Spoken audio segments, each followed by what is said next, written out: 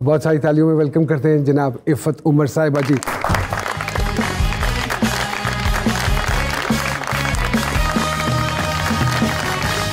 अस्सलाम वालेकुम। वालेकुम अस्सलाम। And thank you very much Iffat साहिबा अपनी मसरूफियत में से। अरे आप मुझे थैंक यू कहेंगे? नहीं, जरूरी यू है। Are family. अरे अल्लाह अकबर, थैंक यू वेरी मच। क्या हो रहा है जिंदगानी में? परेशान। क्यों? मुल्क के हालात बहुत बुरे हैं। ये कोई पहली दफा हुए हैं ऐसे? मेरी होश में इतने बुरे पहली दफा। इवन ज़ियाउल हक का दौर भी इतना बुरा नहीं I था। also agree. क्योंकि आप पे तो वैसे भी जो लोगों का कहना ये है कि इफ़त साहिबा खान साहब के तो सख्त खिलाफ है। उसकी क्या वजह हो सकती है? उसकी क्या वजह? क्या बताइए। उन्होंने, लोग अक्सर सोचते हैं कि मैंने उनसे कुछ लेना था और वो दे नहीं सके तो मैं अब उनके खिलाफ हो गई हूँ। और मैं पूछती हूँ क्या कर सकते हैं वो मेरे लिए? मैं एक एक्टर हूँ, क्या मुझे एक्टर्स का बॉस लगा देंगे या एग्जीक्यूटिव बना देंगे? यही मैं actors का? कहता हूँ अक्सर। तो मतलब भाई मैंने जो करना था मैं तो वही करूंगी ना। I am against him because he lied. हमारी इतना इंडोक्ट्रिन किया हमारे अंदर इतने सालों से पहले उनको लाने वालों ने, और इन्होंने आके तो मोहर लगा दी कि एक्चुअली अवाम है ही बुरी, वो डिजर्व ही बुरे लोग करती है। भाई कोई बुरा नहीं होता। जितनी तबाही आपने मचाई उससे तो बहुत बेहतर काम करके गए हैं पॉलिटिशियंस। वो इस मुल्क में जितनी खराबी लेके आ रहे हैं इस वजह से मैं उनके अगेंस्ट हूँ।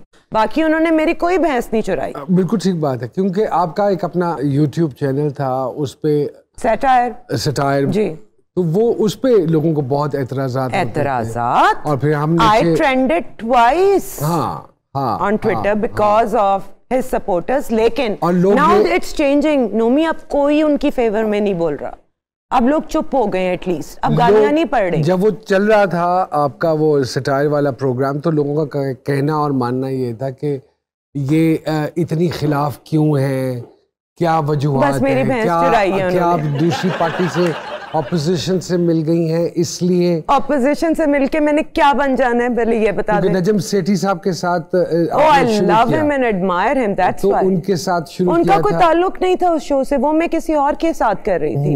एंड उन्होंने मुझसे वो कहा कि हम ये आपके साथ करना चाहते हैं, मैंने कर लिया। बस उसी को ज़हन में रखते हुए तो लोगों ने कहा कि चूंकि नजम साहब का ताल्लुक नून लीग से है तो इसलिए इफ़त साहिबा उनके बिहाफ देखो, ये सारी इमरान खान की बुराई या उनको उनकी गलतियां दिखाने का मकसद ये नहीं है कि मैं किसी और के साथ एसोसिएटेड हूँ। तो ये जो फिर इल्ज़ामबाजी या जो भी उन पे बहतान है जो कि खान साहब कहते हैं, तो आपके नज़दीक वो सारे गलत हुए? वो बिल्कुल गलत हुए क्योंकि अभी तक प्रूव ही नहीं कुछ कर सके। तो क्या करें अब? मुंह से आग निकाल के दिखा दें भाई। अब प्रूव तो हो गया कि कुछ नहीं हुआ। आप क्या समझती हैं हुकूमत में रहते हुए अदारे बेहतर क्यों नहीं हो सकते? क्योंकि जिस अदारे का जो काम है वो अपने काम से काम नहीं रखेगा तो कभी बेहतरी नहीं आएगी। हमें प्रो पीस चाहिए, हमें एजुकेशन चाहिए, हमें साइंस चाहिए। अगले 30 इयर्स में इंसान का काम नहीं रहना, मशीनों ने इतना टेक ओवर कर लेना। Intelligence, artificial intelligence is the new revolution. So please work for your country.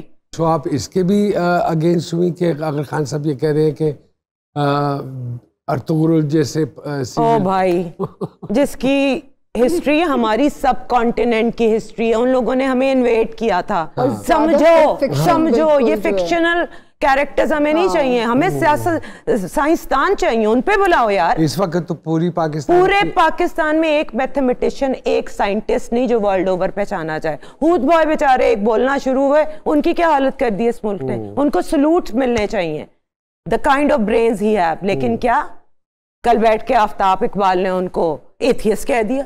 वो कुछ भी इंसान कह दे उनकी जान खतरे में डाल दी। वो तो खैर उनके अपना पॉइंट ऑफ व्यू है, उनके हवाले से मैं तो एज अ गेस्ट बोल रही हूँ। You don't have to agree with me. No no no no no no, I am not agreeing.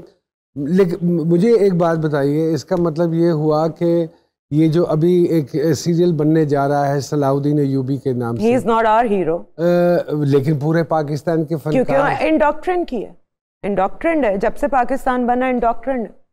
हम अपने आप को सुपीरियर समझते हैं सब कॉन्टिनेंट से कि हम तो बाहर से आए थे, हम तो गोरे चिट्टे हैं। नहीं भाई, यहीं के हम कन्वर्टेड लोग हैं सब कॉन्टिनेंट के।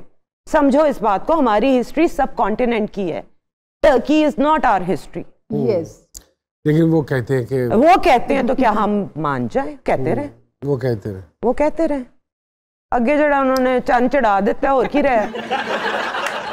इफ़त साहिबा अगर ऑफर आ जाए नून लीग की तरफ से तो पॉलिटिक्स, हाँ ये हमसे ना हो पाएगा। Never, and I am not qualified for that यार। मैं एक एक्टर हूँ, मेरा यही काम है, मेरा यही करियर है। That's all. नहीं तो 99% तो जितने सियासतदान हैं अगर गौर से देखा जाए और उनके शाम को प्रोग्राम देखे जाए तो ये तो 100% प्रूवन है कि वो हमसे बड़े एक्टर हैं। भाई अब तो मैं गंदी एक्टिंग करूंगी जाके, बेहतर नहीं इज्जत से घर ही बैठी रहूं। क्या वाह वाह। आपने सुनी है इफ़त साहिबा की? मैं तो पूछना चाह रहा था नारा कौन सा लगाना है। हमारी मांग है संदूर से पाकिस्तान जिंदाबाद। वो तो हमेशा है, ऑलवेज है, लेकिन मैं समझा आपकी कोई पार्टी का नारा। नहीं, मेरी कोई पार्टी नहीं, मैं आपकी तरह एक आम शहरी के तौर पे ये बातें कर रही हूँ। हाय हाय, क्या वाह वाह। यहाँ लेते हैं एक छोटी सी ब्रेक और ब्रेक के बाद दोबारा आपकी खिदमत में हाजिर होते हैं जी।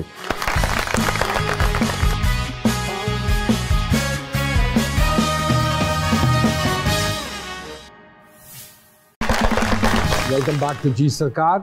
इतनी लंबी ब्रेक एक्टिंग से कोई खास वजह? देखो हर इंसान की अपनी प्रायोरिटीज होती है। बिल्कुल ठीक बात। यू नो मी सिंस बचपन and you know I wanted to get married and settle down. तो 23-24 साल की उम्र में मैं उमर से मिली और 26 साल में मेरी शादी हो गई। शादी के बाद मुझे पहले ये प्रूफ करना था कि मैं एक घरेलू बीवी भी बन सकती। इट वॉज माई प्रायोरिटी, मैं वो बनना चाहती थी। And then I got pregnant, फिर बच्ची छोटी थी, फिर अपने पीक पे छोड़ा और फिर माँ के रोल से स्टार्ट किया, लेकिन वो करते हुए भी मुझे मजा नहीं आ रहा। So I think I have actually quit the show. इसका मतलब ये हुआ कि आज का जो ड्रामा बन रहा है you not happy with the content? Not at all. मैं एक सेकंड ये ड्रामे देख भी नहीं सकती। आई एम सॉरी, मुझे आप जो मर्जी कह दें, लेकिन मेरी पसंद के ड्रामे इस मुल्क में नहीं बन रहे। मैं बाहर के ड्रामे देखती हूँ, इवन नेट भी देख लेती हूँ, उधर भी बेहतर कंटेंट आ जाता है। जब पाकिस्तानी अवाम भी यही सब कुछ देख रही है जो आप देख रही हैं, और वो ब्रॉडकास्टर और वो प्रोड्यूसर्स भी वही सब कुछ देख रहे हैं जो आप देख रही हैं, तो फिर हम अपनी स्पीड, अपनी पेस, अपने ड्रामे को क्यों नहीं अभी तक बदल पा रहे?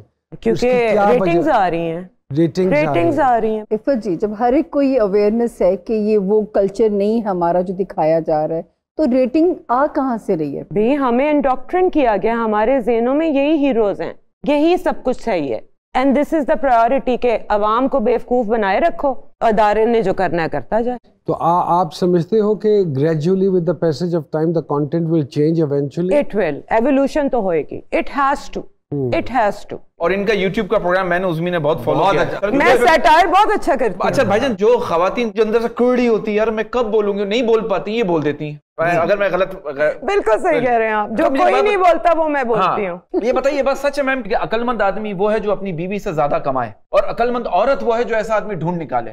What do you think? देखें, बहुत कुछ चेंज हो गया, हर एक की अपनी अपनी प्रायोरिटी है। ये बच्चियां जो आजकल, जैसे मेरी बच्ची जवान हो रही है, she wants to have a career first. हमारे जमाने में, अब देखिए ये पर्सनल चॉइस है, मुझे एक अच्छा प्रोवाइडर चाहिए था एज अ हस्बैंड।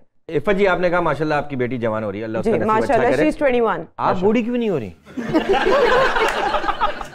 क्योंकि सब पूछना चाहते हैं। क्यों कुड़ती नहीं हूँ?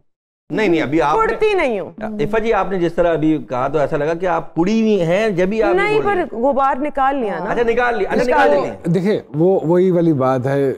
अक्सर लोग मेरे हवाले से भी यही बात करते हैं कि आप इतना नेगेटिव बोलते हैं या कुड़ते हैं। जिसको इस मुल्क से मोहब्बत होगी ना, कुड़ेगा। लेकिन सर, आपसे बोलते नहीं नेगेटिव, आप देखते भी नेगेटिव।